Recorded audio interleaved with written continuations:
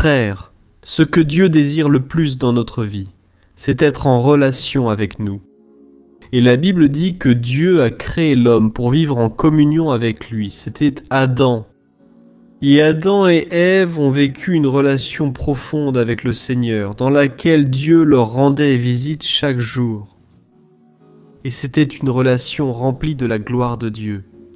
Mais nous savons qu'un jour, le péché est entré dans le monde à cause de leur désobéissance. Un jour, ils se sont détournés du Seigneur. Ce fut le jour le plus triste sur terre, car même la terre a souffert. La Bible dit que le jardin a commencé à produire des épines et des chardons. Là dans Genèse chapitre 3, verset 18. Alors, même la nature a souffert de cette chute. Mais la Bible dit qu'un jour Dieu a tant aimé le monde qu'il a pensé « Je ne peux pas rester loin de l'humanité, il faut que je fasse quelque chose ». Et Dieu a donc envoyé son Fils, Jésus, pour venir sur cette terre. Et ces hommes-là, qu'ont-ils mis sur la tête de Jésus? Une couronne d'épines. Parce que tout ce qui nous affligeait, tout ce qui représentait pour nous la défaite, la honte, l'humiliation, Jésus l'a porté sur cette croix, par amour pour moi et par amour pour toi. C'était quelque chose d'incroyable que Dieu a fait, parce que mourir pour des gens comme nous, il n'y a que Dieu pour nous aimer autant. Même aujourd'hui, je me demande comment Dieu a pu m'aimer au point de vouloir changer ma vie. Parce que j'étais tellement futile, j'avais une vie tellement misérable, mais je loue Dieu. Jésus, il a été envoyé ici sur cette terre. Mais Jésus, vous le savez sûrement déjà, Jésus est venu dans le but de ne pas se séparer du Père. Et c'est pour cela que lorsque Jésus a été conçu, il ne l'a pas été naturellement, par l'union d'un homme et d'une femme. Non, Jésus a été conçu par le Saint-Esprit de Dieu. Jésus est venu du ciel. Il n'est pas venu de la terre. Jésus a été conçu dans le ventre de Marie, par le Saint-Esprit de Dieu. Pourquoi ? Parce que s'il avait été conçu par un spermatozoïde qui a fécondé l'ovule, il serait un pécheur comme toi et moi. Il viendrait déjà contaminé par le péché. Mais Jésus est venu de Dieu, sans être contaminé, pour que nous ayons une chance de plus, pour que toi et moi ayons une chance d'être saints, sauvés et rachetés. Sauf que souvent, on a l'impression que Jésus est venu comme le Dieu Tout-Puissant ici sur terre. Et en réalité, ce n'était pas comme ça. La Bible dit que Jésus s'est dépouillé de toute la gloire qu'il avait dans l'éternité. Imagine à quel point cela a été difficile. Jésus vivait dans l'éternité, et soudain, il a posé ses pieds ici sur une terre contaminée, à tous égards. Mais Jésus alors est venu comme un homme ordinaire. Aussi incroyable que cela puisse paraître, Jésus est venu comme un homme qui a habité dans un corps humain, avec ses faiblesses charnelles, qui sont les mêmes tentations, les mêmes difficultés qu'une personne traverse. Ne pense pas que Jésus est venu ainsi, comme un Dieu glorieux. Non, d'abord, il a dû se dépouiller. Mais il y avait une différence. Comme je l'ai dit, il avait le Saint-Esprit. Il n'avait pas de péché. Et tout cela devait passer par l'épreuve. Pourquoi ? Si Jésus était venu comme celui qui est intouchable, celui qui ne pourrait jamais tomber dans la tentation, son sacrifice n'aurait pas été légitime. Ce ne serait pas vrai. Mais Jésus est donc passé par l'adolescence. Il a souffert de nombreuses façons. La Bible ne dit pas que sa vie était facile. Au contraire, c'était un homme de douleur, un homme qui a connu la souffrance à tous les niveaux que vous pouvez imaginer. Augusto Curie lui-même raconte que Jésus a travaillé dans la menuiserie, parce qu'il devait être éprouvé dans sa douleur physique. Il a travaillé avec un marteau et des clous. Il savait qu'un jour cela serait entre ses mains. Alors Jésus a été tenté, de toutes les manières. Et le diable n'avait qu'un seul but. Rompre ce lien entre le Fils de Dieu et le Père. Parce que Satan savait que s'il rompait ce lien, même par un seul péché, l'humanité ne pourrait jamais être sauvée. Alors le diable, dès l'enfance de Jésus, la Bible dit, dans le livre de l'Apocalypse, qu'avant la naissance de Jésus, le dragon était déjà là, attendant que ce bébé naisse. Mais Dieu a épargné sa vie. Dieu a caché Jésus. Quand la persécution a commencé. Alors Dieu a protégé Jésus, pendant qu'il ne pouvait pas se défendre. Mais il est arrivé un moment où il devait ressentir lui-même les tentations, et il devait les vaincre. Et tout le temps, il pensait à moi, et il pensait à toi. Il pensait, je ne peux pas échouer. Parce qu'Adam, qui représente l'humanité, a échoué jusqu'à aujourd'hui. Je ne peux pas échouer. Alors le diable a tenté Jésus dans le désert. Peut-être que transformer des pierres en pain, puisque Jésus avait faim, aurait été très facile pour Jésus. Mais si Jésus faisait cela, comme le diable le tentait, il montrerait qu'il ne faisait pas confiance au Père. Et cela aurait été un péché.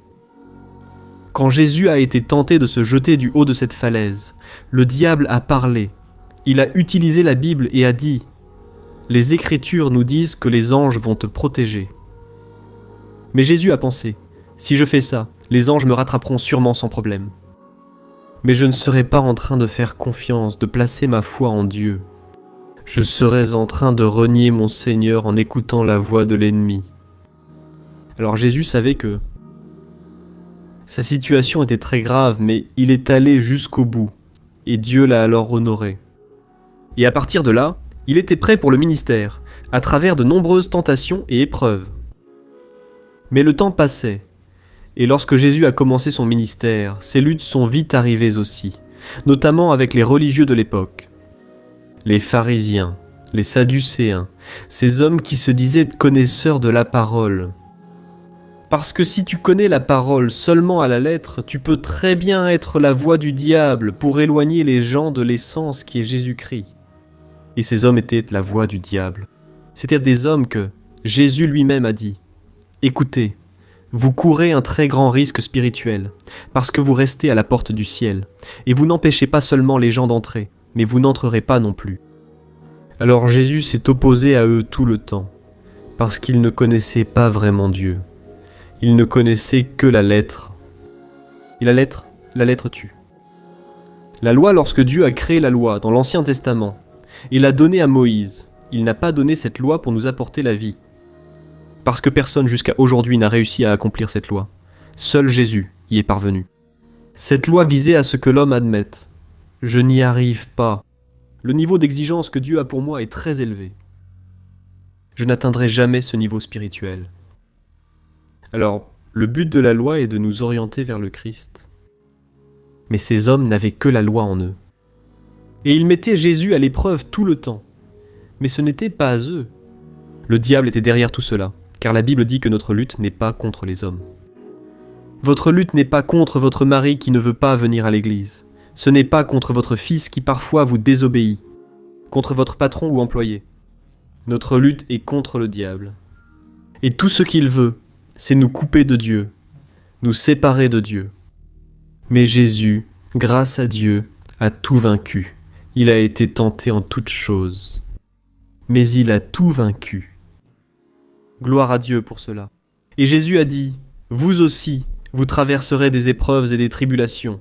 Mais restez calmes, car j'ai déjà accompli la part la plus difficile. Si tu traverses une tempête, tu es venu ici ce soir en espérant une réponse de Dieu. Je veux te dire que ce que tu traverses, pour Dieu, ce n'est rien. Jésus peut calmer ta tempête comme ça. Parce qu'il contrôle tout. La plus grande tempête s'est abattue sur la croix du calvaire. Lorsqu'il payait pour un acte qu'il n'avait pas commis. Mourant pour le fumeur de joint, pour le trafiquant, pour la prostituée, pour le menteur, pour celui qui commet l'adultère. Mourant pour moi et pour toi. Là, quelque chose qui n'était pas juste. Dieu a fait en sorte que Jésus devienne une malédiction à notre place. Pour qu'aujourd'hui, toi et moi, nous puissions avoir une vie victorieuse. Une vie sans honte, sans subir les humiliations du diable. C'est cela que Dieu a pour ta vie. Alors n'accepte pas, comme Adhémar de Campos l'a dit, n'accepte pas de vivre une vie en dessous de ce que Dieu a pour toi. Jésus est venu, et la Bible dit qu'il est devenu pauvre. Il était très riche, propriétaire de l'or, de l'argent et de l'univers. il est devenu homme, il est devenu pauvre, pour que nous soyons riches. Peut-être pas d'argent, mais riches de la gloire et de la grâce de Dieu, riches de joie, d'abondance. Amen. Alors Jésus. Alléluia! Alors Jésus, il a tout vaincu, et très souvent nous l'oublions.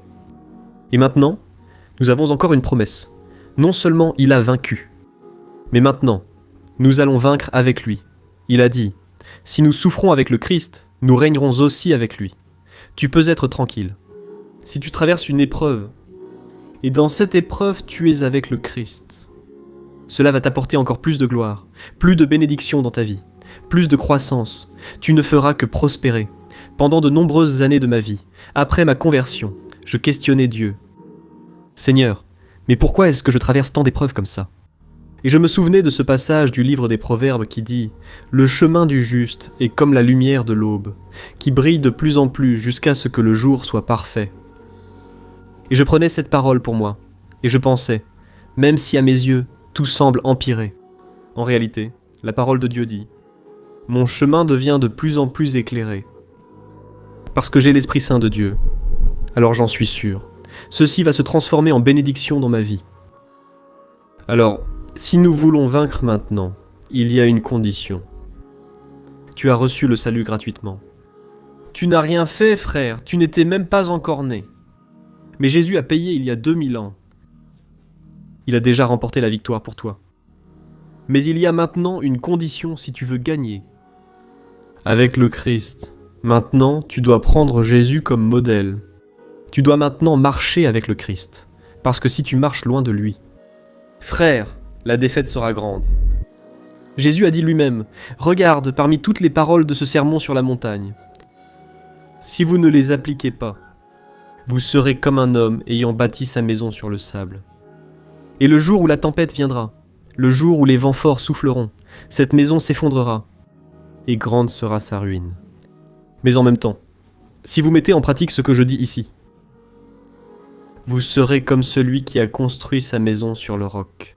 Quoi qu'il arrive, le diable se dressera, mais votre maison restera intacte. Inébranlable. Amen. Alors, notre défi en tant que chrétien, c'est de demeurer en Jésus. Il y a beaucoup de gens qui ont un témoignage merveilleux. Ils ont été bouleversés. Un témoignage formidable. Mais ce n'est pas ça qui compte. Ce qui compte, le plus grand témoignage qui existe, c'est cette personne qui était restée ferme avec Jésus jusqu'à aujourd'hui. Elle a traversé des épreuves, et il semble que rien ne marche, mais elle est restée ferme jusqu'à aujourd'hui. C'est ça le plus grand témoignage, bien souvent. Nous sommes tellement aveuglés spirituellement, que nous valorisons davantage l'autre. C'est un témoignage remarquable, mais Jésus veut savoir si nous resterons avec lui jusqu'au bout. Alors c'est notre plus grand défi. Et qu'est-ce que cela signifie, prendre Jésus pour modèle ? Ressembler au Christ, car la Bible dit, celui qui dit l'aimer doit marcher comme il a marché.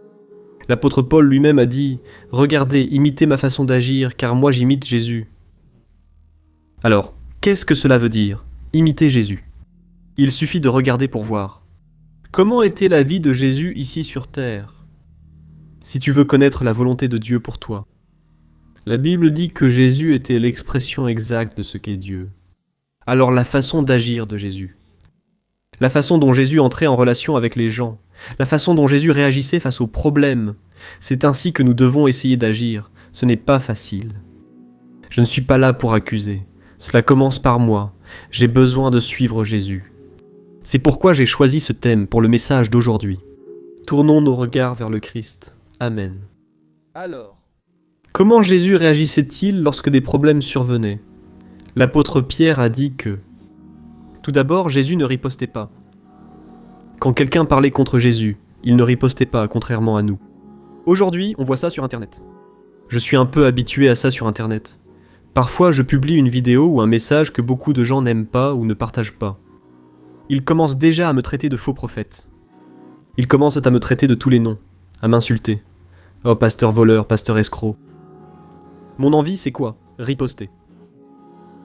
En y réfléchissant, je serai comme tout le monde si je fais ça. Je dois être un serviteur de Jésus. Et parfois, c'est juste ta réaction. peut amener une personne à se convertir. La personne se demande, il ne va pas se disputer avec moi. Qu'est-ce que cette personne a que je n'ai pas? Alors, tu vois, Jésus ne gardait pas de rancune. Je me dis que, parmi tous les fruits de l'esprit, celui qui a réussi à avoir tous les fruits de l'esprit, c'est Jésus. Mais le plus difficile, je crois que c'est la longanimité, la patience, mes frères. Faire preuve de patience avec eux. Pardon pour l'expression, ces barbus-là, n'est-ce pas? Ils ne faisaient que ça. À essayer de piéger Jésus là-bas, à faire tomber Jésus, tu sais, plus préoccupé par les règles que par montrer de la miséricorde et de la patience envers ces vieux croyants à l'église, qui restent sans rien faire et se contentent de donner leur avis. N'est-ce pas? Toujours en train de juger. Il y en a trop. J'espère qu'ici il n'y en a pas. N'est-ce pas? Mais vous savez, les gens, ça finit par agacer. Tu fais l'œuvre de Dieu, reste tranquille et ne parle de personne. Tu fais ce que Dieu t'a appelé à faire. Et puis quelqu'un arrive, n'est-ce pas? Il vient donner son avis là. Alors imagine Jésus tout le temps. Mais Jésus le savait. Si je riposte, si je pêche une seule fois, c'est fini. Non, je dois respecter la loi, car ces hommes me mettent la pression. Ils ont les yeux rivés sur la loi. Et Jésus a donc accompli la loi. Mais Jésus ne ripostait pas. Jésus. Au contraire, il priait pour ses ennemis. La Bible n'a pas de verset précis sur ce point. Mais si Jésus a demandé de prier pour nos ennemis, c'est certain. Les pharisiens étaient inclus dans ses prières sur la montagne. Amen. C'était peut-être même la priorité. Oh Dieu, aie pitié. N'est-ce pas? Alors, que se passe-t-il? Quand on remet sa vie à Jésus, le Saint-Esprit vient pour nous enseigner à devenir semblable à Jésus. Cela paraît impossible, mais avec le temps, tu vas vraiment t'en rendre compte. Waouh, comme j'ai changé. Je m'en rends compte maintenant.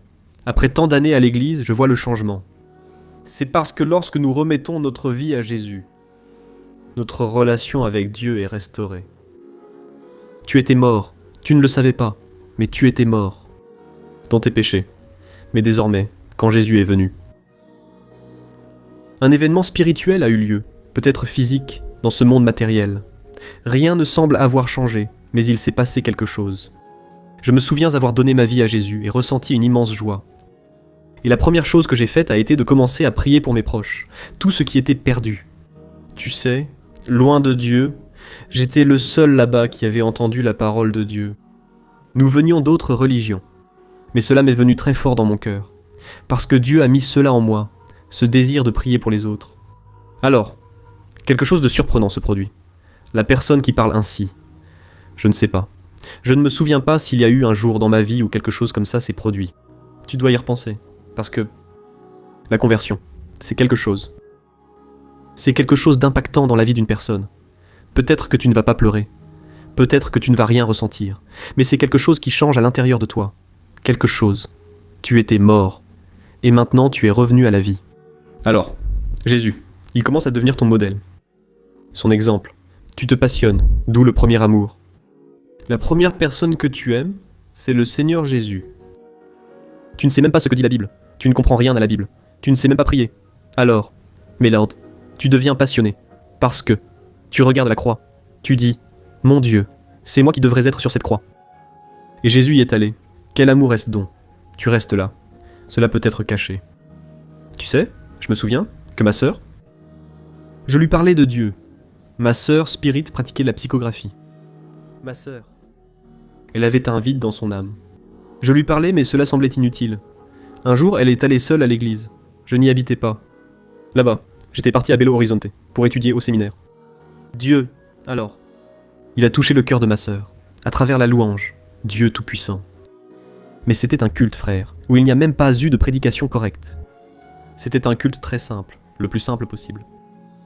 Mais c'est là que Dieu a touché, tu sais, parce que il faut que cela arrive. Et Jésus, alors, Jésus devient ta passion.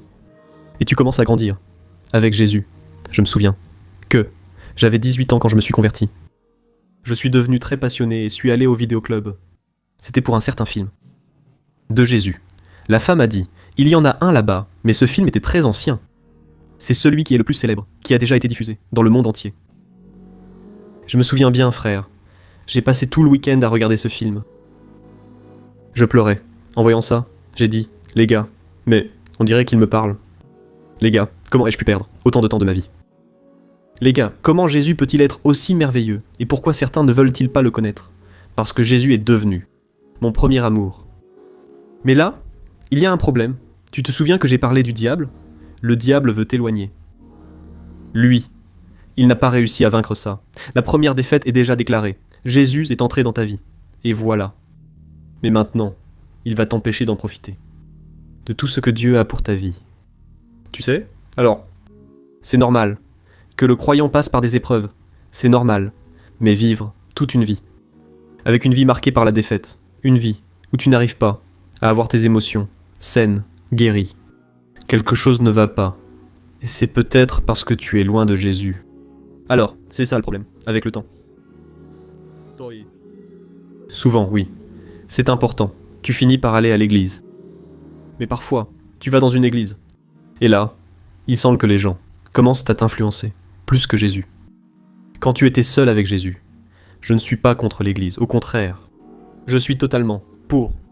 Il faut vraiment fréquenter l'église, car si tu n'arrives pas à vivre avec les frères ici, imagine au ciel. Il y a des frères qui, parfois, me mettent un peu en colère, n'est-ce pas? Je pense, Dieu, tu nous mets dans la même chambre, n'est-ce pas? Ou alors, donne-moi la grâce, ici, Seigneur, parce que... N'est-ce pas? Mais, les amis, on commence à vivre avec les autres.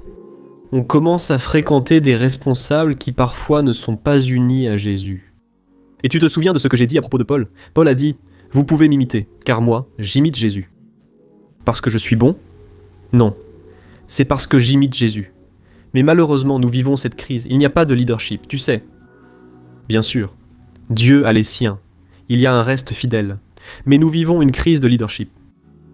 Tu apprends à vivre avec ça. Je suis allé dans une église. Et je me souviens que j'ai commencé à fréquenter cette église. Et j'ai beaucoup souffert. Parce que si je manquais un culte, le pasteur me disait, tu t'égares. Parce que, dans sa tête, manquer un culte, c'est s'éloigner de Jésus, tu sais. Et moi, je restais en pleine crise dans ma vie. Les amis, je ne peux pas manquer un culte. Je ne peux pas manquer. Je restais encore plus inquiet, cherchant à plaire à mon responsable. N'est-ce pas? Qui était mon responsable? Plutôt que de plaire à Jésus. Et Paul lui-même a dit dans Galates 1:10, regarde. Si je voulais plaire aux hommes, j'aurais cessé de suivre Jésus depuis longtemps. Tu sais? Alors, j'ai dû, tu sais, ce que j'ai fait? Je me concentre sur la parole et ne peux m'en éloigner, même si cela trouble père et mère. Pasteur, frère de l'église. Je ne peux pas sortir de ça, ici. Et c'était donc une période très importante. Parce que si je te parle de ça aujourd'hui, c'est parce que Dieu a travaillé dans cette situation pour que je ne sois pas contaminé. Parce que si tu ne fais pas attention, tu seras contaminé. Il y a beaucoup de gens qui commencent à l'église en tombant amoureux de la louange. Ça commence. À suivre. Le responsable de la louange. Combien d'évangéliques aujourd'hui? Ils abandonnent Jésus pour un chanteur gospel. Pour suivre, peut-être, la mode qui existe dans l'église. Parfois, même une vision. Dieu donne une vision à l'église de gagner des âmes, une cellule. La personne commence à idolâtrer cela. Et il pense qu'il peut servir Dieu s'il a une cellule. Tu sais, tout cela va t'éloigner. Tout cela est l'œuvre du diable. Il veut détourner tes yeux de Jésus. Tu sais, alors, c'est très facile. On cesse de suivre la parole de Dieu pour suivre les règles des hommes. Il y a des gens qui vivent emprisonnés. Une vie sans joie. Une vie triste. Tu sais? Et quand tu parles, je vais juste donner un exemple. J'ai fait une vidéo sur internet, sur ma chaîne YouTube, et si tu ne me suis pas encore, il suffit de chercher Pasteur Antonio Junior, d'accord? Là-bas, je publie des vidéos chaque matin à 7h30. Comme toi. Parle, je vais juste donner. Du chrétien. Comment une femme doit se comporter, s'habiller, j'ai dit, bien sûr que. De nos jours, n'est-ce pas, l'église commence à ressembler au monde, beaucoup de vulgarité. Mais j'ai dit, n'est-ce pas? Ce n'est pas un problème, tu sais, de porter un jean. Mais tu ne vas pas mettre un pantalon, tu sais, moulant comme sous vide. Maïs. Toi. Il faut de l'ordre et de la décence. C'était l'essence de ce que Pierre a dit. Femmes, habillez-vous avec ordre et décence. Ne perdez pas de temps ni d'argent sur des vêtements très chers, car Dieu valorise autre chose. Être intérieur, qui ne périt pas, n'est-ce pas? Une beauté qui se manifeste par votre bonne conduite. J'ai dit qu'il faut examiner cela, les amis. Dieu ne s'intéresse pas à vos boucles d'oreilles, mais à votre cœur, surtout s'il est transformé par Jésus. Le changement extérieur sera une conséquence. Vous vous rendez compte? J'ai débuté à l'église. Pendant les 6 premiers mois là-bas, j'allais à l'église comme j'étais dans le monde. J'avais 8 boucles d'oreilles, 4 de chaque côté. J'avais une allumette ici. Je me suis percé là, à la maison, avec une aiguille, sans anesthésie, sans rien. J'ai mis une allumette peinte, les cheveux rouges, les ongles noirs. Les femmes disaient « Oh là là, mon rêve c'était d'avoir des ongles comme ça, des ongles noirs, incassables, magnifiques. » Je me disais « Personne ne va me changer, personne. » Et j'ai continué maison, église. Et je disais « Dieu, si quelqu'un parle de mon apparence, je ne mets plus jamais les pieds ici. » J'étais comme ça. Tous regardaient sans rien dire. Dieu m'a épargné par grâce car je manquais de maturité.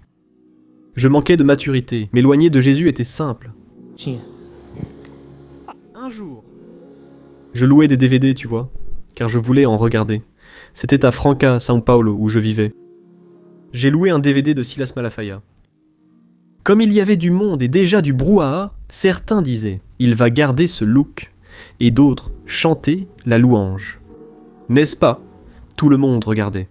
Les gens disaient « Vu son style, celui-là ne s'est sûrement pas converti ». J'y allais en t-shirt Sepultura.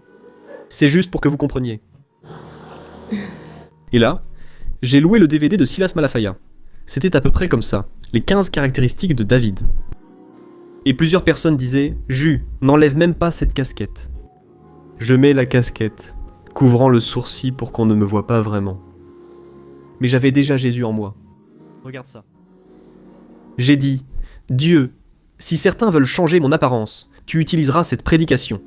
J'en ai choisi une sans rapport. Il parlait de David. » Alors, Silas Malafaia a commencé à prêcher. En entendant les dernières qualités, moi j'ai pensé « Dieu m'a parlé. Ce n'est donc pas pour changer mon apparence. » Et puis moi j'aimais beaucoup Officina G3. Tous les gars portaient des boucles d'oreilles. J'ai pensé « Ah, tu vois. » Mais il y avait une caractéristique que Silas, là-bas, Dieu l'a utilisée.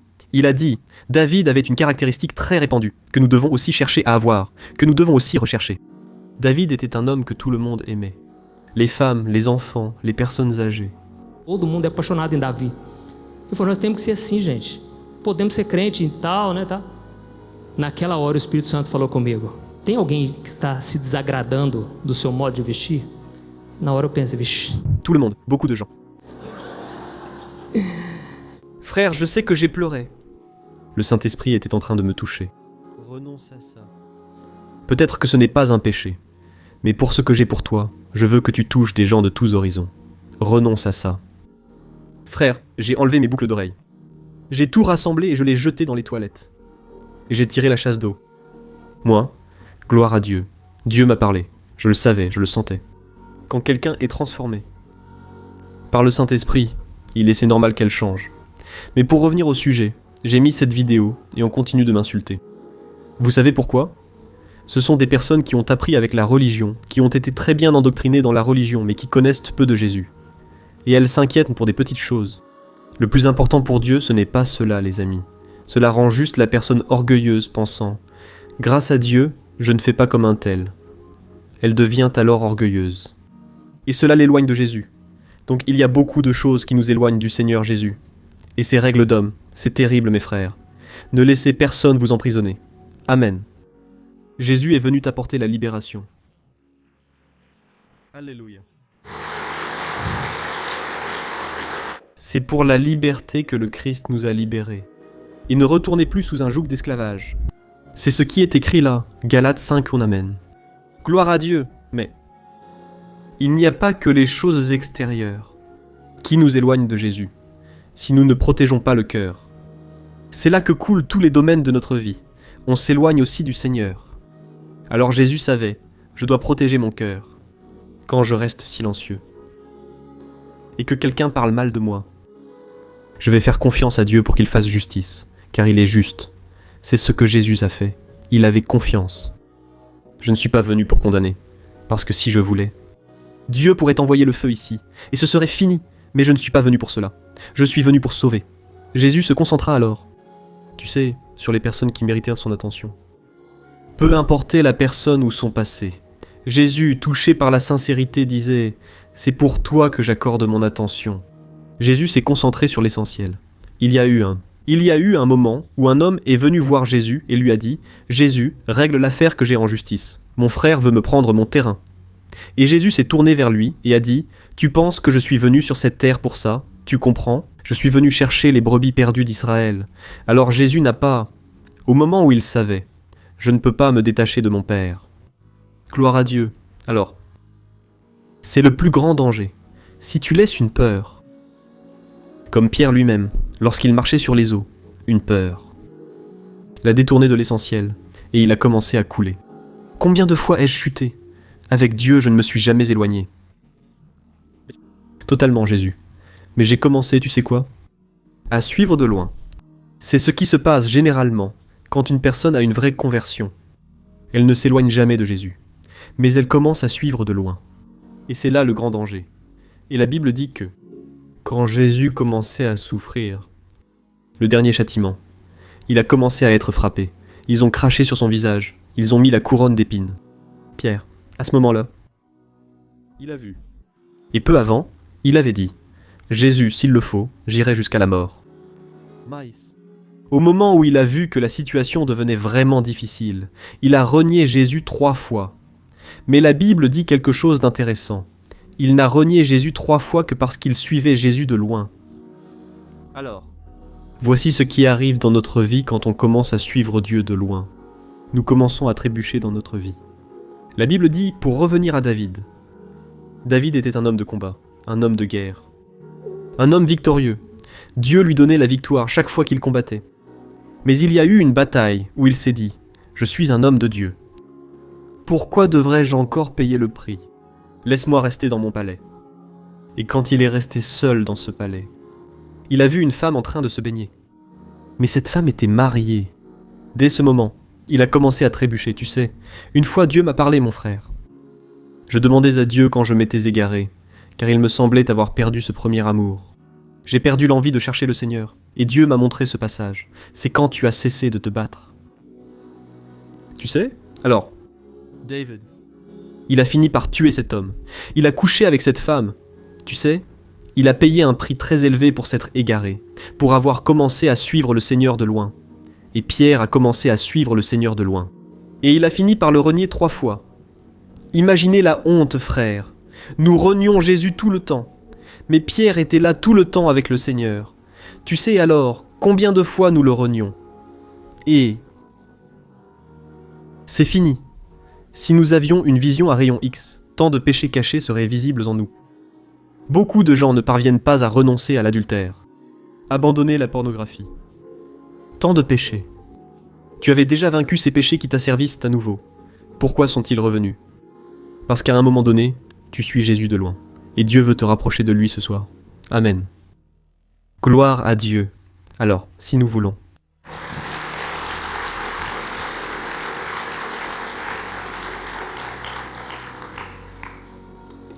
Si nous voulons revenir au Seigneur ce soir, nous devons regarder les attitudes que Jésus avait, ses comportements, et revenir à ce que nous faisions avant, qui était simple, vivre dans la simplicité.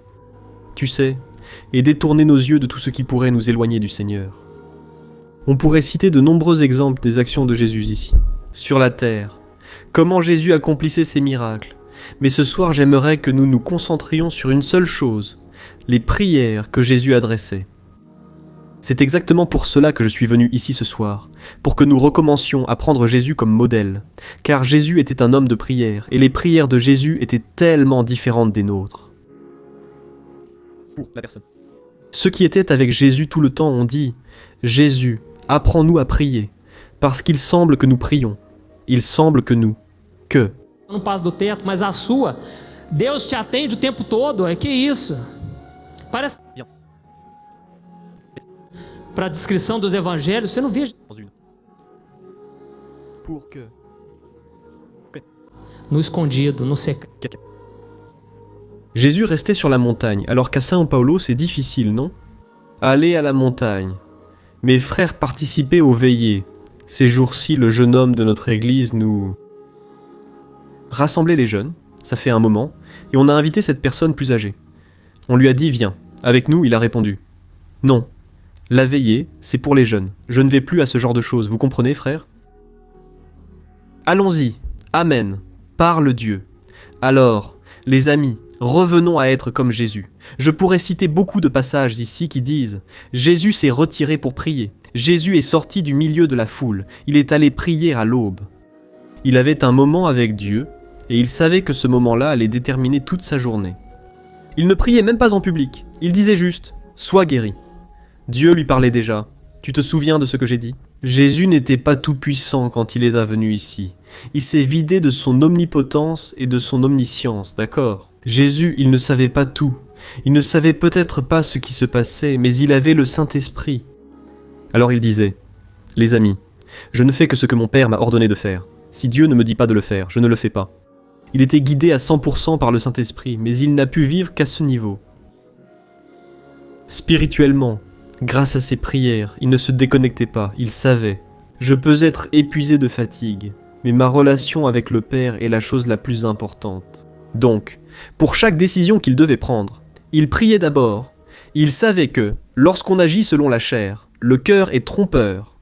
Alors imaginez le combat, parce que Jésus, il savait qu'il pouvait appeler Dieu pour faire tant de choses qui n'étaient peut-être pas la volonté de Dieu, même si cela semblait être le mieux. C'est pourquoi Jésus ne guérissait pas toujours, car il ne pouvait agir contre la volonté de Dieu. Comparons maintenant.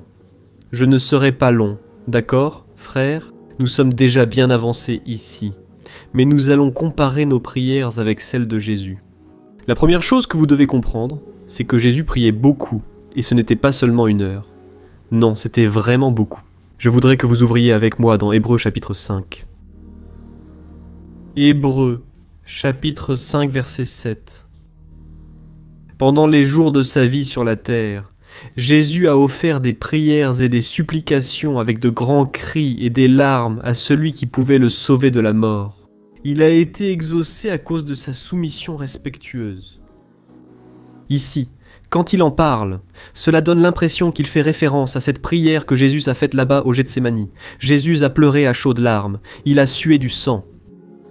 Mais il est intéressant de noter qu'ici il est dit que pendant ses jours de vie ici sur terre, Jésus était donc un homme de prière. Je crois que personne n'a prié comme Jésus. Et les hommes qui priaient de façon extraordinaire priaient beaucoup. On se souvient encore aujourd'hui de leur nom, n'est-ce pas ? Des hommes ont marqué la terre car ils vivaient dans la prière. Un jour, ils ont demandé à un prédicateur ce qui était le plus important, la prière ou la parole. Et je me suis déjà posé la question plusieurs fois. Qu'est-ce que je dois faire ? Alors, est-ce que je dois lire plus la Bible ? Ou est-ce que je dois prier plus ? Cet homme a demandé, pour un oiseau, quelle aile est la plus importante, la gauche ou la droite ? Alors, que je ne suis pas venu ici pour dire que la prière est la chose la plus importante, mais tu peux en être sûr, la prière n'est pas la plus importante, mais la prière, c'est tout. Sans prière, mon frère, notre vie s'assèche, notre vie spirituelle, elle meurt, tu sais. Alors ici, il est dit que Jésus priait à haute voix, avec des larmes. Jésus était pentecôtiste, mon frère, amen. Jésus l'était, non ? Je n'aborderai pas le reteté, car certains disent, ce mot n'a rien de divin. Mais Jésus était un homme de Dieu. Un jour, un jeune m'a demandé, Jésus priait-il en langue, pasteur ? Bien sûr, mon frère, Jésus était rempli du Saint-Esprit. Je ne dis pas qu'on n'est pas rempli du Saint-Esprit si on ne prie pas en langue. Pendant des années, même après être devenu croyant, je ne parlais pas en langue. Pourtant, j'étais déjà rempli du Saint-Esprit et je cherchais à l'être.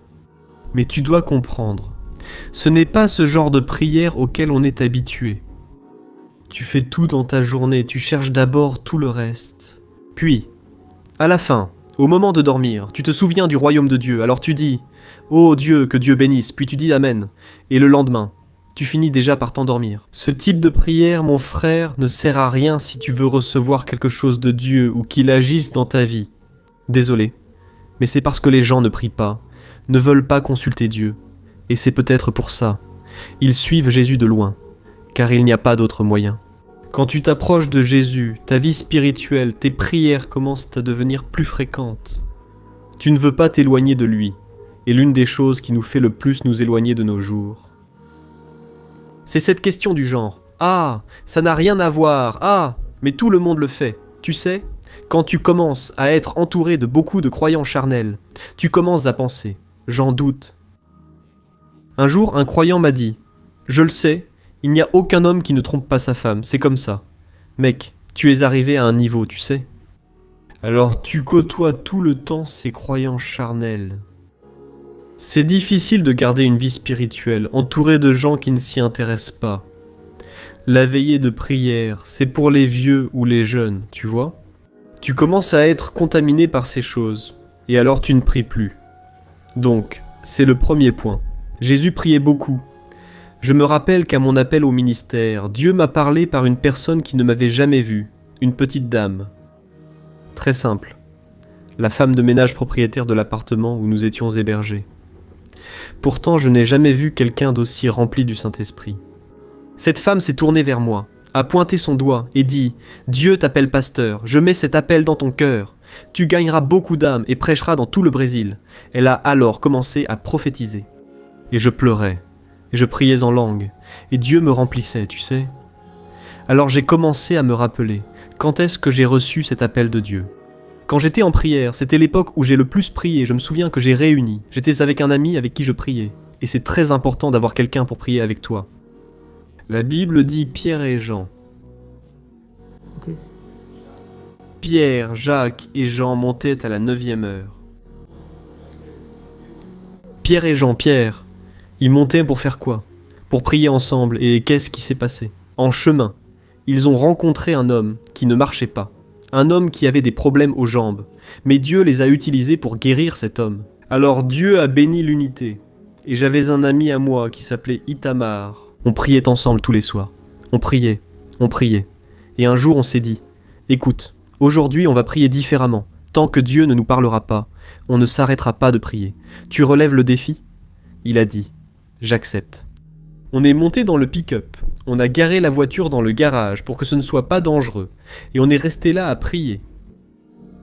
Frère, 1h30 s'est écoulée sans rien entendre, Dieu n'a rien dit, aucun verset dans notre esprit, rien, et on poursuivait la prière. C'était fatigant, frustrant, on voulait partir, mais j'avais un accord avec lui. Finalement, on s'est retrouvés tous les deux, visage contre le tableau de bord de la voiture. On s'est réveillés au beau milieu de la nuit. Et une grande tristesse m'a envahi. Je me suis dit, mince, pourquoi je n'arrive pas à être comme ces gens qui témoignent à l'église ? Pourquoi rien ne m'arrive à moi ? C'est aussi l'une des raisons qui nous éloignent. La frustration envers la direction, comme je l'ai dit, et celle de ne rien voir changer dans ta propre vie. J'étais très triste, mais Dieu m'a appris une leçon précieuse quand tu pries. Apparemment, il semble que rien n'a changé, mon frère, mais tu peux être tranquille. Toutes tes prières sont déposées là-haut au ciel. Dieu les rassemble dans un récipient. Elles sont là, mon frère, pour le moment opportun. Tu vas les voir s'accomplir et les vivre une à une. Amen, frère. Gloire à Dieu. Et tu sais quelle était notre prière ? J'en avais 2, lui une seule. Mais d'abord, nous prions pour que Dieu nous montre quel est notre appel. On ignorait ce que Dieu prévoyait pour nous, mais on voulait servir. Et la deuxième prière que j'ai faite à Dieu, c'était la même chose. Je répétais la même demande. Dieu, baptise-moi du Saint-Esprit. Et j'avais déjà essayé de prier, frère. J'ai déjà augmenté le volume de la voiture pour voir si quelque chose sortait, mais rien. Je ne voulais pas faire semblant ni imiter une voix inconnue. Bref, frère. Après environ 2 ou 3 jours, il y a eu un congrès de Diante do Trono, là à Ribeirão Preto. Je ne voulais pas y aller, frère. Pardon, excuse-moi, frère, je me suis trompé sur l'ordre. Environ 3 jours plus tard, nous sommes allés prier ce soir-là. Dieu m'a baptisé du Saint-Esprit 3 jours après. Mais j'avais déjà prié pendant longtemps, tu sais, et je vais en parler ici. Mon motif. Je voulais prouver ma spiritualité et engager la conversation avec quelqu'un. E começar. Prouver que j'ai le Saint-Esprit, car personne ne semble le savoir et aucun de mes messages n'a converti quelqu'un. Je voulais montrer. Je suis un homme de Dieu et j'ai prié pendant 2 ans pour ça, frère. Et Dieu ne m'a pas baptisé. Cette nuit-là, j'ai dit « Oh Dieu, dis-moi ce que je fais de mal, qu'est-ce qui m'arrive ?» 3 jours après, c'est venu plus vite que prévu, frère. J'ai prié, mais c'était une onction. Je suis sorti si rempli du Saint-Esprit que j'ai voulu visiter l'enfer. Je voulais frapper chaque démon, car je me sentais imbattable. Frère, j'ai compris ce que signifie être rempli du Saint-Esprit. Je suis sorti de là. Je n'ai pas voulu manger un hot dog. J'ai voulu prendre ce gars dans mes bras et lui dire « Jésus t'aime ». J'ai planifié, je me suis dit « Il faut que je donne ce câlin à ce gars ». Parce que j'étais tellement rempli de l'amour de Dieu. Écoutez bien, frère, j'étais frustré depuis 3 jours, et vous savez quelle prière j'ai faite avant d'être baptisé? Je me suis tourné vers mon ami et j'ai dit « Oh ». Si Dieu choisit ceux qui ne sont rien, il choisit les faibles. C'est ce que la Bible dit dans la première épître aux Corinthiens. Dieu choisit les choses. Fou! Alors Dieu m'a choisi, mec. Parce que je ne suis pas croyant comme j'aimerais l'être. Personne ne me comprend. Rien pour eux. Je suis fou, mec. Je n'ai rien à donner à Dieu. Et puis, quand nous avons commencé à prier, le Saint-Esprit m'a rempli. Et qu'est-ce qui s'est passé? Le week-end est arrivé. Je suis arrivé très fatigué. L'ennemi a tout tenté et de nombreux problèmes sont survenus. Quand c'est arrivé, j'avais oublié que Dieu m'avait rempli du Saint-Esprit. Quelques jours ont passé. Le week-end est arrivé. Puis le congrès. Mes amis m'ont proposé de venir, mais je n'en avais pas envie. Mais là, pendant le voyage, c'était un trajet d'1 heure. J'ai vu ces gens prier et épuisés. Je me suis demandé comment ils arrivaient à vivre leur foi comme ça. Je suis très fatigué. Je ne vais même pas prier, mais à un moment donné, j'ai pensé « Non, moi, peu importe quoi, Dieu n'y est pour rien. Je vais prier et remercier Dieu. » Quand j'ai commencé à prier, frère, le Saint-Esprit m'a rempli et j'ai commencé à parler en langue, et je continuais à parler. Je ne voulais pas m'arrêter. J'ai ressenti une joie, une allégresse, une joie. Et la Bible dit « Ne vous enivrez pas de boissons alcoolisées, car cela apporte la confusion, vous perdez la raison. Mais soyez remplis du Saint-Esprit. » À ce moment, j'étais de plus en plus rempli du Saint-Esprit. Je me disais « Mon Dieu, je suis dans un désert, mais jamais aussi rempli de Dieu. » Alors, c'est là que j'ai appris. Quand tu pries, il semble que rien ne va changer. Continue. Frère, tu es en train de semer. Tu n'as aucune idée de ce qui se passe dans le royaume spirituel. Comme pour Daniel, le diable tente d'empêcher. Mais il n'y arrivera pas. Mon frère, c'est impossible. Si tu persévères dans la prière, la réponse viendra. Et que dit Dieu à Daniel dans Daniel chapitre 10 ? Daniel, depuis la première fois que tu as décidé de t'humilier devant ma présence, tes prières ont été entendues. Gloire à Dieu. Alléluia. Alléluia. Alléluia, frère. Vous devez être cette personne dont la vie est construite sur la prière, sur votre obéissance à Jésus. Mettez ces paroles en pratique. Construire sur un terrain solide prend plus de temps, mais c'est durable. Avec le temps, vous deviendrez plus ferme. Gloire à Dieu. Et juste pour conclure, en comparant nos prières avec celles de Jésus, Jésus priait seulement pour les gens, pour les autres. Jésus a consacré sa vie à prier pour les autres, encore et encore pour les autres.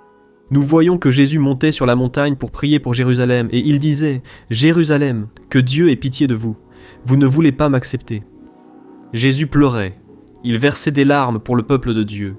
Jésus passait du temps à prier pour le peuple de Jérusalem à cause de sa froideur spirituelle. Alors Jésus a aussi prié pour Pierre, comme je l'ai dit, peu avant que Pierre ne le renie. Jésus s'est tourné vers Pierre et a dit « Pierre, Satan a voulu te cribler. Tu sais, quand on crible, on jette les choses dans l'air pour voir s'il reste quelque chose. Satan veut savoir jusqu'où va ta foi, mais j'ai prié pour toi afin que ta foi ne défaille pas. » Jésus a prié pour Pierre, sachant qu'il allait le renier et quand cela arriverait. Qu'il ne s'éloigne pas de Jésus à cause de cela, mais qu'il se repente et s'unisse au Christ. Alors Jésus a prié pour la vie spirituelle de Pierre. Jésus a aussi prié là, dans Jean chapitre 17, pour tous ses disciples qui allaient rester ici sur terre. Mais il a aussi prié pour toi et pour moi. Il a dit « Père, je prie pour ceux qui ne me connaissent pas encore, qui ne sont pas encore nés, mais naîtront un jour, que le Seigneur les atteigne. Et je ne demande pas que tu les retires du monde, mais que tu les délivres du mal, de la méchanceté de ce monde, cette méchanceté qui nous éloigne de Dieu. Seigneur, qu'ils soient un peuple uni. » Alors Jésus a prié tout le temps pour notre vie spirituelle. Si tu es ferme aujourd'hui, c'est parce que Jésus a prié pour toi, mon frère. Alléluia. Donc Jésus a aussi prié là sur la croix. S'il y avait un moment où Jésus n'avait pas à prier pour nous et pour ces personnes, c'était bien sur la croix. Même ainsi, il a trouvé la force là où il n'y en avait pas, et a intercédé. Père, pardonne-leur, car ils ne savent pas ce qu'ils font. Ils se lèvent contre le Fils de Dieu que le Seigneur a suscité pour sauver. Ils n'ont aucune idée. Il a prié pour l'aveuglement spirituel. Jésus, le seul moment, selon le récit que la Bible rapporte, où Jésus a prié pour lui-même. C'était aussi sur la croix lorsque Jésus a dit « Père, mon Dieu, pourquoi m'as-tu abandonné, Seigneur ?» Parce qu'à ce moment-là, il vivait le pire moment de la séparation. Parce que Dieu ne pouvait pas regarder Jésus à cet instant. Parce que Dieu est saint et ne cohabite pas avec le péché. Et à ce moment-là, c'est l'instant où le péché a pris le corps de Jésus. Il a porté là sur lui nos péchés, nos maladies, nos infirmités. Alors Jésus a prié là sur la croix. Et peu avant, Jésus a prié en demandant à Gethsémani « Père, regarde, je ne prie pas beaucoup pour moi, mais cette fois je vais demander « Éloigne de moi cette coupe, Père, parce que je ne sais pas. Je suis sûr que la douleur physique sera terrible, mais la douleur spirituelle, je ne sais même pas ce qu'est le péché. Mon Père, éloigne cela de moi. Mon Père. » Alors il a prié en demandant « Père, éloigne cela de moi. » Jésus était concentré uniquement sur le spirituel. Frère, et quand la Bible dit ainsi « Ô frère, cherchez les choses d'en haut, pas ici, les choses de la terre, car ceux qui cherchent les choses de la terre sont les païens. » Jésus lui-même a dit « Les gens du monde, frères, alors nous devons avoir une vie totalement différente. Et nous, combien de fois prions-nous pour des choses terrestres ? Je ne veux pas dire que c'est mal, parce que pendant de nombreuses années de ma vie, j'ai fait bien des prières pour demander une épouse. Et aujourd'hui, je suis très bien marié avec Thaïs, grâce à Dieu. Mais il est arrivé un moment dans ma vie où j'ai commencé à penser qu'on dirait que Jésus est mort sur la croix, juste pour me donner une épouse. Un jour, un mariage, c'est ça, je ne prie pour rien d'autre, je n'arrivais pas à prier pour autre chose que mon mariage. Tu vois alors, je ne dis pas que c'est mal, parce que Dieu exauce les prières. Ce que je veux dire, c'est ceci. Le centre de nos prières doit toujours être notre croissance spirituelle. Cela doit être en faveur des autres. Tu sais pourquoi ? J'ai découvert une chose. Quand tu fais ce genre de prière, comme Jésus le faisait, Dieu commence à répondre à tes prières. Gloire à Dieu, Dieu commence à te donner.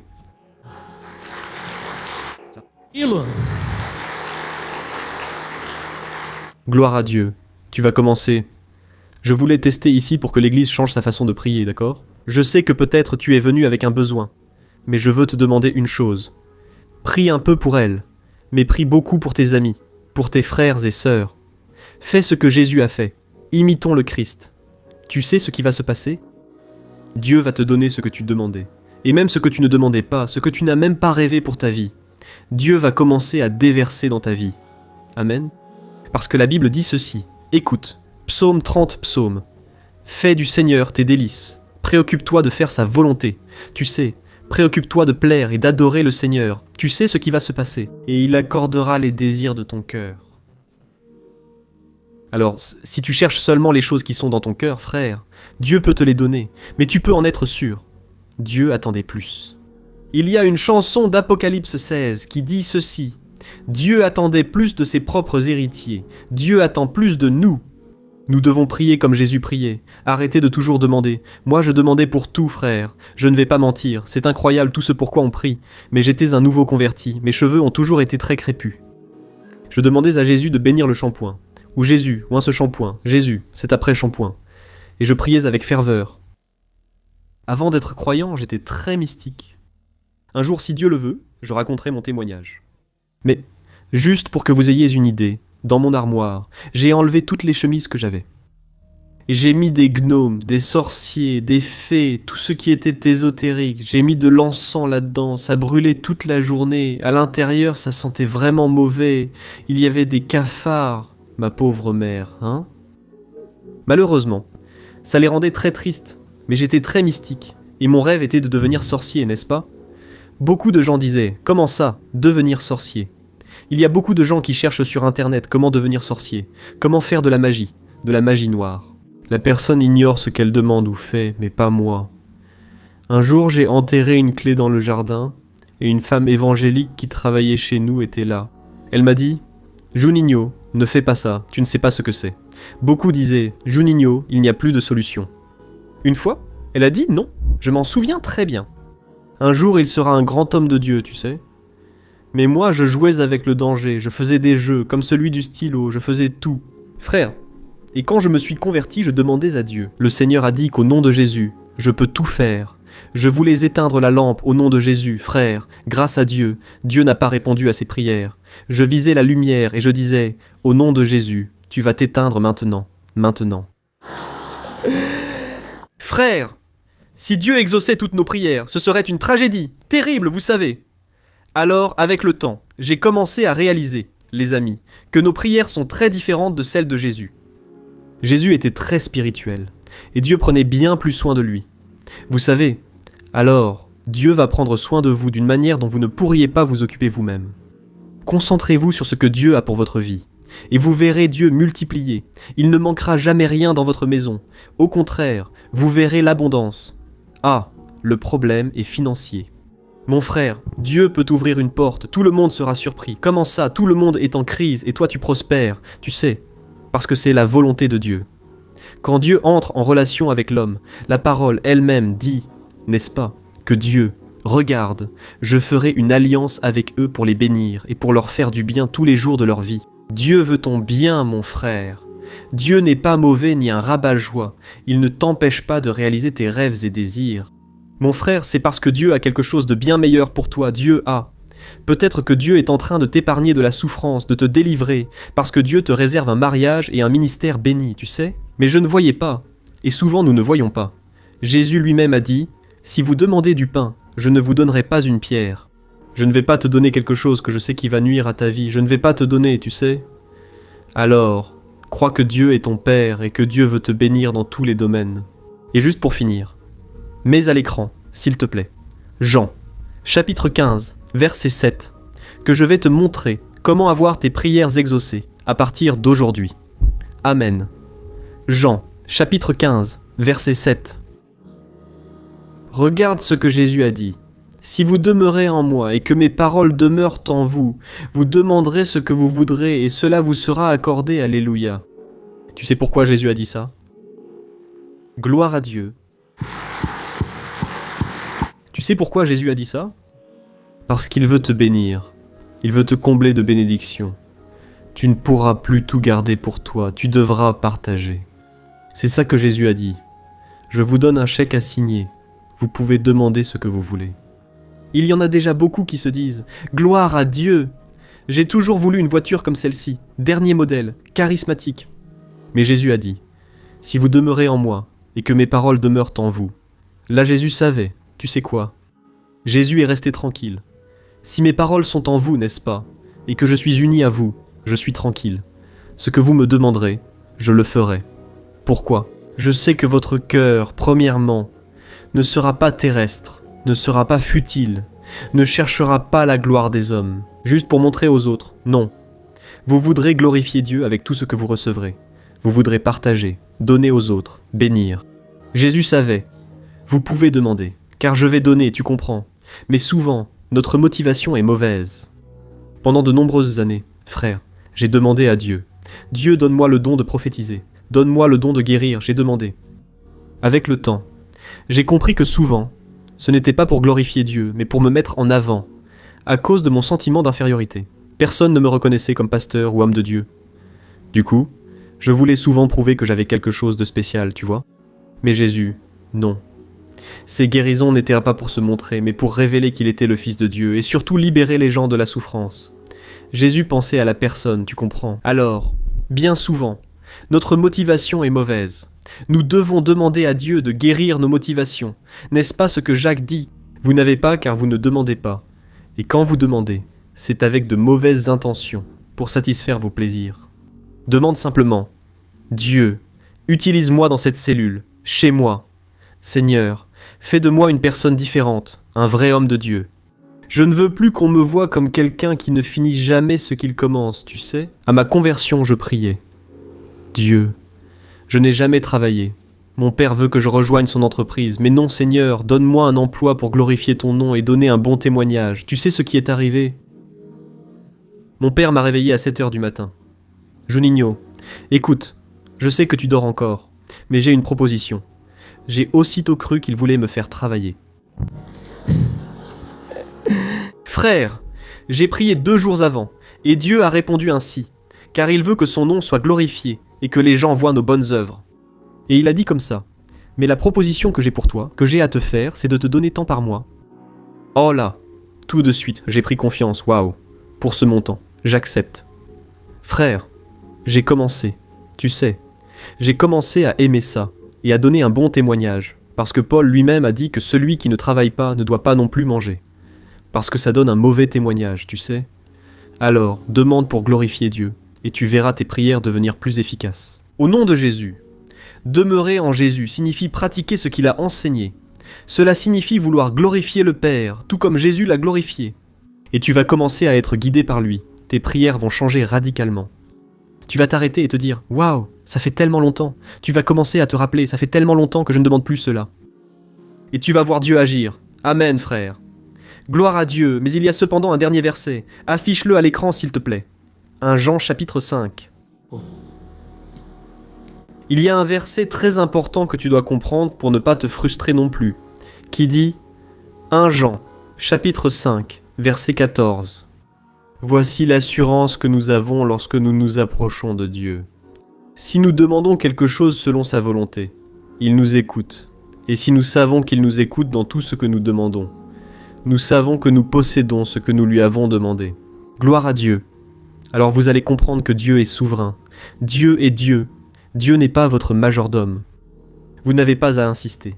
Un jour, j'ai entendu un prédicateur dire « Si vous voulez quelque chose de Dieu, il faut le forcer, lui rappeler sa parole et exiger qu'il agisse. » Et il y a beaucoup de gens qui croient bien à cet évangile, vous voyez, frère.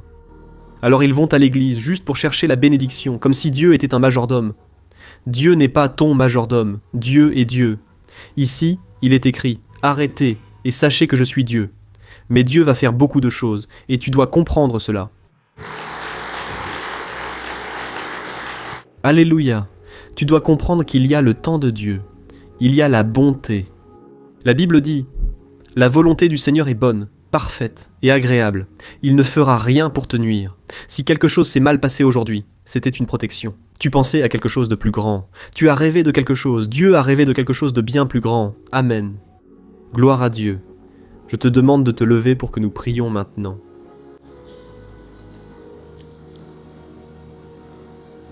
Et je voudrais que tu fermes les yeux parce que maintenant tu vas t'approcher du Père. Même si tu ne ressens rien, peut-être qu'aujourd'hui ton cœur est comme un réfrigérateur, c'est un cœur de pierre. La Bible dit que tu n'as pas à dépendre de tes sentiments, tu dois vivre par la foi. Et la Bible dit que par la foi tu peux toucher le ciel, tu peux recevoir les récompenses que Dieu a. Parce que la Bible dit, n'est-ce pas, que nous devons croire que Dieu existe et qu'il récompense ceux qui le cherchent. Et s'il y a une prière à laquelle Dieu répond toujours, c'est quand tu te repens de tes péchés et que tu dis « Jésus, entre dans ma vie. Jésus, sauve ma vie. » La Bible dit qu'à ce moment-là, tu n'es pas couvert de honte. C'est écrit dans Romains, chapitre 10. Toute personne qui confesse Jésus comme son Seigneur n'est pas couverte de honte. Tu te demandes peut-être, comment Dieu me voit-il au milieu de cette foule ? Mon frère, ne te trompe pas. Quand Jésus était ici sur terre, il y avait des milliers de personnes autour de lui. Mais un jour, une femme a touché Jésus différemment, car elle avait la foi dans son cœur. Et Jésus a dit, à propos de cette femme, n'est-ce pas, une puissance sort de moi, parce que cette femme utilise sa foi.